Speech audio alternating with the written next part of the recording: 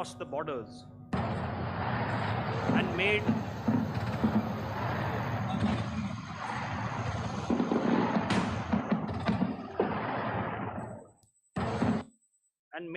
largely unsuccessful attempts to target numerous military infrastructure. Violations on the line of control by Pakistan also commenced yet again and precipitated into fierce RT engagements. The air operations on the night of 8th and 9th of May, I'll yet again request the DG Air Operations to cover.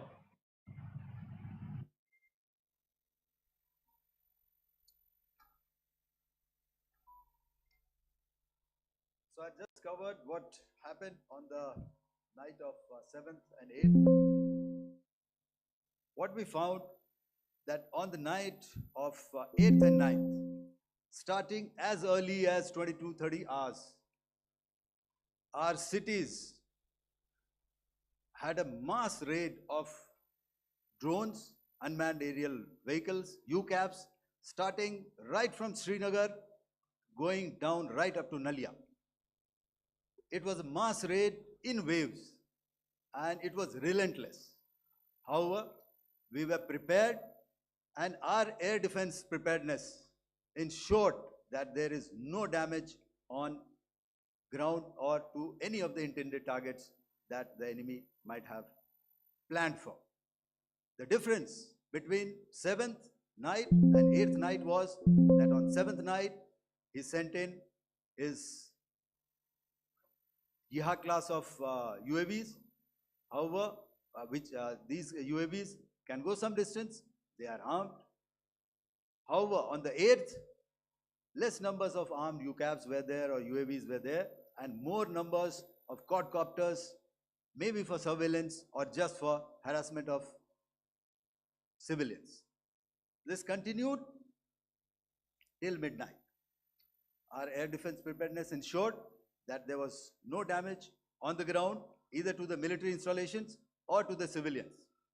However, the enemy had yet again shown that he wanted to up the ante and he wanted a fight, and we were up to the task.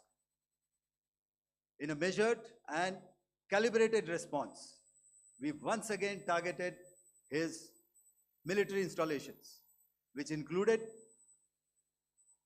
his SAM sites at Malirkant. This also included his surveillance radar sites at Lahore and close to Gujranwala. These were suitably addressed, and thereafter his drone attacks continued even till morning, which we countered, and during the daytime there was some respite. Here I would like to bring out another aspect. What we found was that while the drone attacks were being launched from somewhere close to Lahore, enemy had allowed his civilian aircraft to also continue to fly out of Lahore.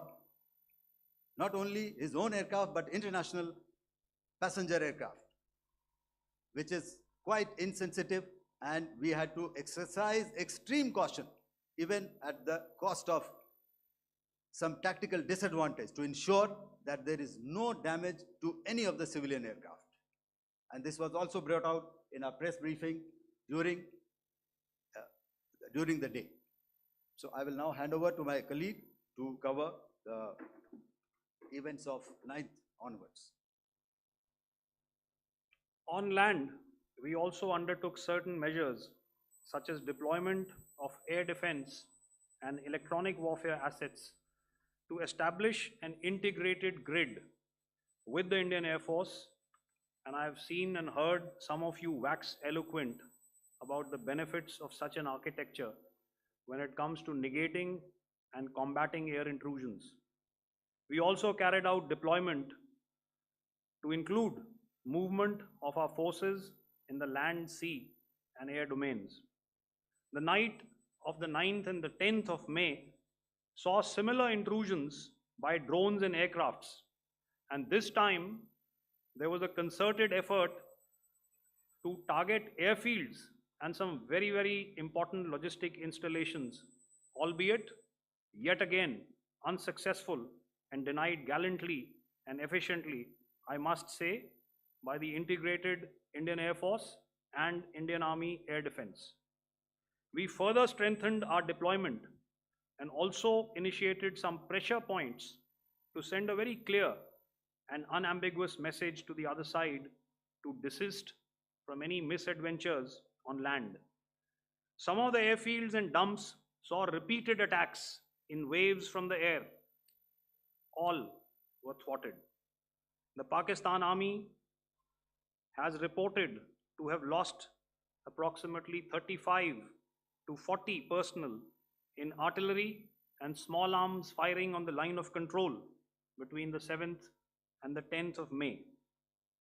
What the other side had probably also not reckoned with was the speedy and precise turnaround and hit back by the Indian Air Force. And I will yet again ask Air Marshal Bharti to speak about these significant and game-changing strikes. I will thereafter request Vice Admiral Pramod, my colleague and Director General of Naval Operations, to tell us about some very telling naval maneuvers in the Arabian Sea that exerted pressure on the night of 9th and 10th of May. Over to you, sir. Commencing about 2000 hours, that is 8 p.m. local time, on 8th of May, several Pakistani unmanned aerial systems, drones, combat vehicles attacked multiple IF bases. These included Jammu, Udhampur, Pathankot, Amritsar, Bhatinda, Nal, Dalhousie, Thois, Jaisalmer, Uttarlai, Falodi, Nalia. These were almost simultaneous and they came in waves. All our AD guns and other systems were waiting for them. All these waves were neutralized by our trained crew using the air defense systems that they have, and also some of them were utilized using our legacy systems like Pechoras and IF Summer, which we have recently acquired. And some were neutralized by the Garud snipers. There was no damage on ground from these incursions and these mass raids, if I could call them, from the Pakistani side.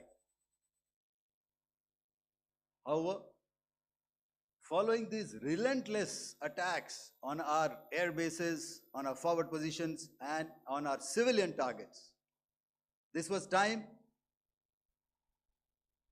to convey some message to our adversaries. And therefore, a decision was taken to strike where it would hurt. And towards that in a swift, coordinated, calibrated attack, we struck his air bases, command centers, military infrastructure, air defense systems across the entire Western Front. The bases we struck include Chaklala, Rafiki, and mind you, Chaklala is Islamabad, Rahim Yar Khan, Sakar, sending a clear message that aggression will not be tolerated.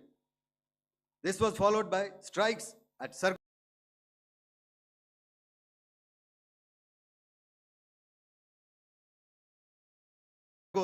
Bholari, Jacobabad. We also struck the C2 centers at Murid, the UAE complex at Murid, Rafiki,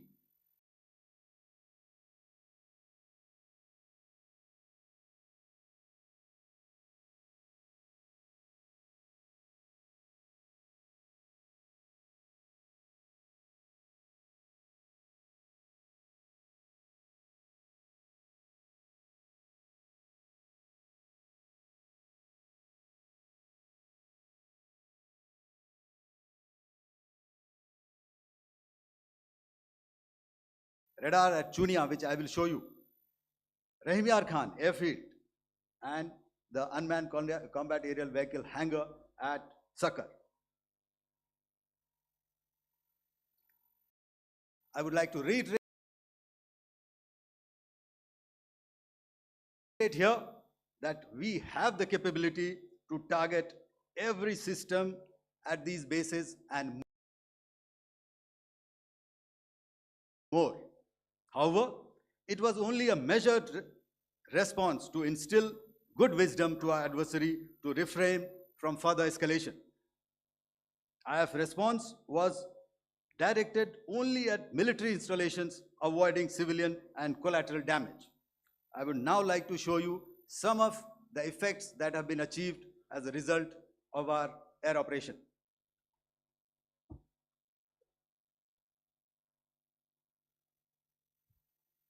Here is the Pasroor air defense system. If you could see, zoomed up view.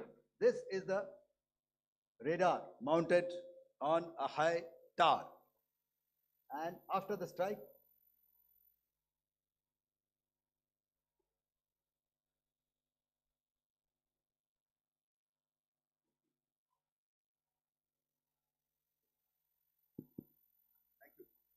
can you hear me? Yeah, thank you. And after the strike, this is what has happened. This radar has been taken out, completely burnt. Next slide, please. The Chunia air defense radar, which was taken out on 7th and 8th. This is the radar site. A blown up photograph, once again, on a tower. Not very clear, but what you see very clearly is the after effect after we have stuck. The radar head has been completely decapitated. Next slide, please. Arifwala air defense radar. In this complex, you see how it looked before, blown up image, and after really blown up. Next. Now coming to Sargodha airfield. Remember, this is one of their important airfields wherein they have a lot of assets, F-16s, other assets which they keep getting, training institutes. And we have stuck this airfield. It is not, if you zoom in here, then one impact point here on the runway and second impact point of our weapon, precision weapon on the runway. And if you see this blown up, repairing going on. Same here. Next. Rahim Yar Khan. This is the area we have stuck. A deep strike out here and one complex here. So this is how it looked before, and same, you see a big crater, another crater here, and this complex after strike neutralized. Next. Chaklala airfield, Noor Khan, once again a major air base, a lot of their logistic assets out here. This was the chosen complex that we intended to strike and convey a message. Next slide, please. This is how it looked before, and this is how it looked after our strike. Next. Sakar. We chose the radar site at Sakar.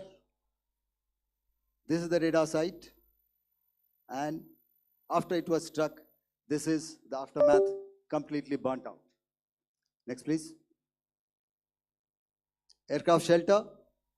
This is how it looked before the strike, and this is how it looked after the strike. The roof of the buildings completely caved in and burnt. Next. Bolari airfield, aircraft hangar. This is how it looked before, and this is how it looked after the precision strike. Next. Jacobabad, aircraft hangar, and this is how it looked after. Next.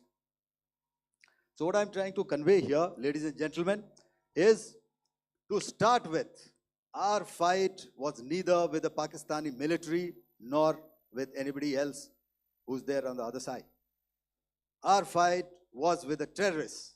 We neutralized the terrorists that we selected to be neutralized, and thereafter, we only maintained the air defense posture.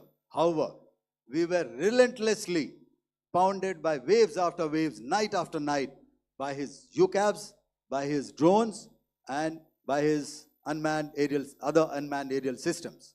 And that left us with no choice but to retaliate, and yet our retaliation was calibrated, it was graduated, and it was proportionate.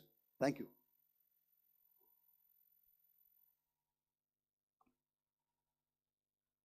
Good evening, ladies and gentlemen. In the aftermath of the cowardly attacks on innocent tourists at Pahalgam in Jammu and Kashmir by Pakistani-sponsored terrorists on 22nd April, the Indian Navy's Carrier Battle Group, surface forces, submarines, and aviation assets were immediately deployed at sea with full combat readiness in concert with the Joint Operation Plan of the Indian Defence Forces. You may be aware that we tested and refined tactics and procedures at sea during multiple weapon firings in the Arabian Sea within 96 hours of the terrorist attack. The aim was to revalidate our crew, armament, equipment, and platform readiness to deliver various ordnance on selected targets precisely. Thereafter, our forces remained forward deployed in the Northern Arabian Sea in a dissuasive and deterrent posture with full readiness and capacity to strike select targets at sea and on land, including Karachi at time of our choosing. The forward deployment of the Indian Navy compelled Pakistani naval and air units to be in a defensive posture, mostly inside harbors or very close to the coast, which we monitored continuously. The Indian Navy maintained seamless maritime domain awareness throughout the duration and was entirely aware of the location and movement of Pakistani units. In effect, we had and continue to have good battle space transparency using our maritime domain awareness grid. As you are aware, our response has been measured, proportionate, non-escalatory, and responsible from day one. Accordingly, the calibrated approach considered all options, including the ability of the Indian Navy for offensive action from and at sea. As part of this escalation control mechanism, the application of force by the Navy was planned in a synchronized manner in coordination with the Army and Air Force, the highlight being teams from the three services working closely in an integrated manner. Along with the kinetic actions by the Indian Army and Indian Air Force, the overwhelming operational edge of Indian Navy at sea contributed towards Pakistan's urgent request for a ceasefire yesterday. As we speak, Indian Navy remains deployed at sea in a credible deterrent posture to respond decisively to any inimical action by Pakistan or Pakistan-based terrorists. Thank you. Samno Varna, Jai Hind. Now I'll hand over to Director General Military Operations for further proceedings. Ladies and gentlemen, on the 10th of May, in the morning, even as we were getting into a huddle to wargame the events of the previous night, a routine exercise, I received a message on hotline from my counterpart in Pakistan seeking my willingness to communicate. Since our initial aim was to strike at terror camps, and all our actions in the subsequent days were in response to the intrusions and violations by the Pakistan Air Force and its army, it was decided that I would indeed speak with my counterpart. You are already aware, I've seen it being covered on national television, that my communication with the Pak DGMO was conducted at 15:35 hours yesterday and resulted in cessation of cross-border firing and air intrusions by either side with effect from 1700 hours 10th of May, after he proposed that we cease hostilities. We also decided to further speak on the 12th of May, that's tomorrow, at 1200 hours, to discuss the modalities that would enable the longevity of this understanding. However, disappointingly, and must I add, expectedly, it took only a couple of hours for the Pakistan Army to violate these arrangements by cross-border and across the line of control firing, followed by drone intrusions across the expanse of the Western Front through last night and in the early hours of the morning today. These violations were responded to robustly and dealt with as they must be. We have earlier today sent another hotline message to my counterpart highlighting these violations of the understanding between the DGMOs on the 10th of May, and our firm and clear intent to respond to these fiercely and punitively, if repeated tonight, subsequently, or later. In this regard, I must inform all of you that the Chief of Army Staff has earlier today conducted a security review and has granted full authority to our Army commanders for counter actions in the kinetic domain in case of any violation by Pakistan. In the end, I pay my solemn homage to my 5 fallen colleagues and brothers from the armed forces and civilians who have tragically lost their lives in Operation Sindoor. Our hearts go out to the bereaved families, and we express our solidarity to them in this lifetime and beyond, at this grave juncture in their lives. Their sacrifices shall always be remembered and spoken of in glowing terms by a grateful nation. We have thus far, ladies and gentlemen, exercised, and my colleague Pramod highlighted this, immense restraint, and our actions have been focused, measured, and non-escalatory. However, any threat to the sovereignty, territorial integrity, and safety of our citizens will be met with decisive force. Jai Hind. Okay, ladies and gentlemen, we are now open for questions. All right, now since I would not know all of you, I would expect you to please raise the placard or your hand, and once I indicate, I expect you to please give out your name and the media group that you belong to.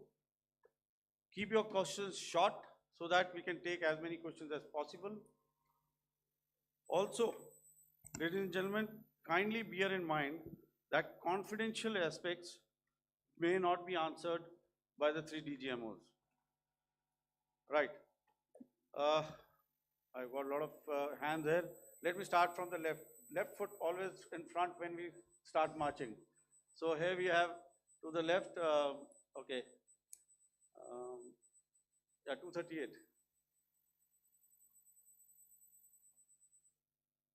Hello. So this is Manas Pratimhuyan from PTI, Press Trust of India.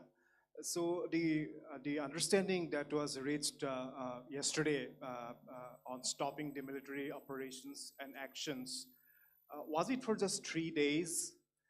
And what would be the cost escalation if there is violation of this understanding by the Pakistani side? And my subsequent question would be that we have a kind of ceasefire agreement with Pakistan that was finalized in 2003. So will there be some kind of similarities in frameworks between the two kind of understandings, 2003 ceasefire agreement and the current understanding on stopping military operations? And again, what are the cost that will be incurring on Pakistan if Pakistan again resorts to this kind of terrorist activities, because we have made it very clear that the cost will be very high. So I would like to have your thoughts on it. Okay, so I'll answer the latter part of the question first. I also want to add that while the initial ceasefire agreement, as you correctly pointed out, is of the 2003 vintage, but I must remind you that in 2021, in the month of February, and this was then when the crisis in eastern Ladakh was also on, the two DGMOs had spoken and arrived at a ceasefire understanding that lasted right up until this unfortunate attack at Pahalgam. Once our Foreign Secretary had announced the decisions of the CCS in the immediate wake of that attack, he had announced certain measures, and then of course Pakistan had in turn made its own announcements.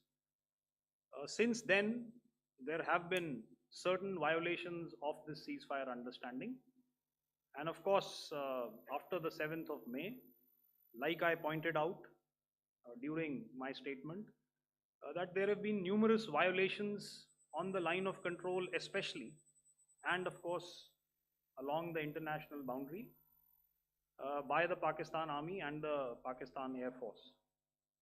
This understanding that we spoke about yesterday, no, it was not for 3 days.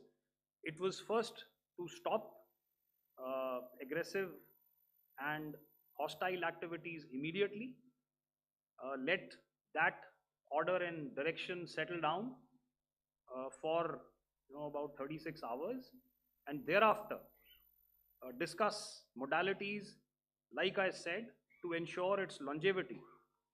That is tomorrow on the 12th of May.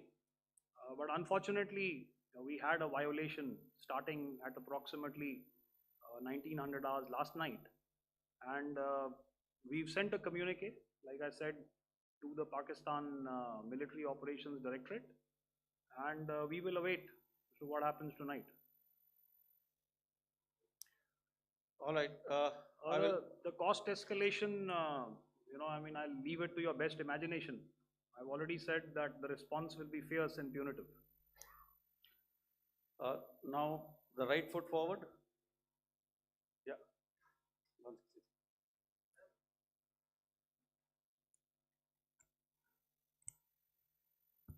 Sir, I'm Ajit Dubey from ANI, sir. Sir, my question is that you talked about the loss of lives to the Pakistan army, that was around 35 to 40 kills secured by the Indian army. Sir, can you tell us what would be the total loss of life to the Pakistan army in both army and air force attacks, sir? And how good was the performance of the BrahMos, Scalp and the S-400 during the operations? And sir, since we have sir, just one No line, multiple sir. questions, please. Sir, All right. and since sir, we have achieved such a spectacular, we have made good achievements in this entire operation. Can we say that we have emerged victorious, or we have a big upper hand over the Pakistanis in this entire conflict? Thank you very much, sir. So I'll answer the question about the loss of lives on the other side. Of course, there are various means to ascertain that number. There is information from various agencies that come in. There are, of course, on the line of control, other ways to find out as to what has been the effect of what you are doing there in ceasefire violations. So therefore, I mentioned 35 to 40 on the line of control, and please remember that once Operation Sindoor was launched, the responses of the Pakistan Army were also on Indian Army or the Indian Armed Forces infrastructure. Let me put it that way. So that's why I did not cover casualties of the Pakistan army, at least in the initial phases of battle, because those were not our targets. Our targets were terror oriented. And of course, later, once they launched air intrusions and air operations on our infrastructure, we've used heavier weapons, and of course, there would have been casualties, but those are still being assessed. The effects of the weapons that you mentioned, I will request Air Marshal Bharti to apprise all of you about those. Good evening, Mr. Ajit. How are you? Ajit, okay, you're meeting after some time. I never mentioned about any of the weapons that we used. Check. Okay. What I was saying, that I never mentioned of any of the weapons, the caliber that we used. All right, so we'll leave it at that. Those are matters of operational details which I would not like to go into. But suffice to say that whatever methods and whatever means we have chosen, it had the desired effects on the enemy targets. How many casualties? How many injuries? Well, to start with, our aim was not to inflict casualties, but in case there have been, it is for them to count. Our job is to hit the target, not to count the body bags. And the last part of your question, I wonder if you read out the tweet on ADGPI at midnight once we'd done what we had to in Operation Sindoor. And that's credit to my friend here on the left. Justice has been served, Ajit. That is all that I will say. Ajit, I'll request you to, refrain putting words into his mouth. All right. Yeah, I'll come back to the left. 147. Sorry, 47. No, 47. Did I see it here or? Yeah. Good evening, I saw it there. gentlemen. Sorry, 147, I saw it there. Sorry. Yeah, since I've already said 147, start please. Hi, sir. Good evening. This is Shivam Patel from Reuters News Agency. Thank you for giving me the opportunity. My question, sir, is how many military targets did Indian Armed Forces strike in Pakistan in response to the attacks from Pakistan? How were these targets selected? And how many troop casualties have been there in total on both sides, if you give details? Thank you. I'm sorry, where are you? I haven't spotted his. His to the Yeah, right. okay. Can you just repeat that for me, please? Sure, sir. So my name is Shivam Patel. I'm from Reuters News Agency.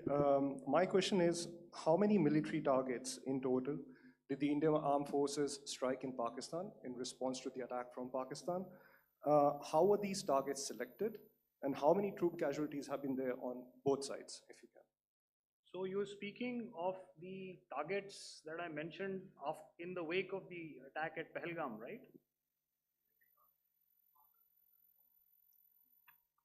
Yeah, I think it's amply clear to everybody here that the Pakistan army has not crossed the international boundary, neither in the plain sector nor on the line of control. So the intrusions have been in the air. There have been certain attempts on the line of control when ceasefire violations have been on to try and infiltrate and carry out and perpetrate activities that we are all very well familiar with. Whether these are by terrorists or by the Pakistan army or its special forces and commandos is difficult to say, but each of these have been effectively thwarted. So therefore, as far as engagements of military targets on the other side is concerned, I thought Air Marshal Bharti covered those very well and in detail, and he also mentioned as to how they went about targeting those. I think those images were very clear and very, very graphic in telling us as to what we needed to hit. And you'll remember right at the outset, I said that we even went into what was the construction in each of these locations, and therefore decided on the vector that had to be utilized. Please.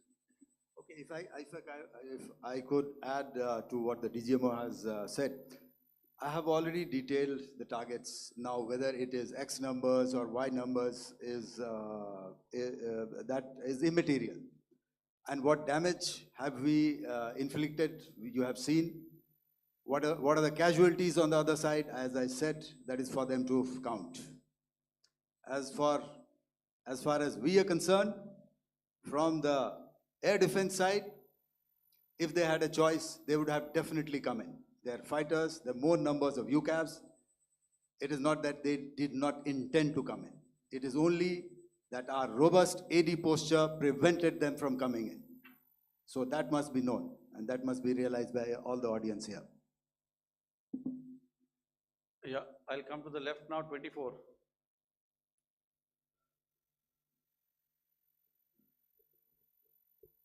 Good evening, sir. This is Anuvesh Rath from Z. Sir, I wanted to know on the first briefing, which was done by FS and two representatives from Air Force and Army, you showed a list where there was 21 places in that list. You have stuck 9. Are more operations going to be held? Is Operation Sindoor still on? And the second question, thank you, sir. Thank you so much. And also, I want to congratulate all three of you for a fantastic operation that you guys have done. Thank you so much. Thank you so much.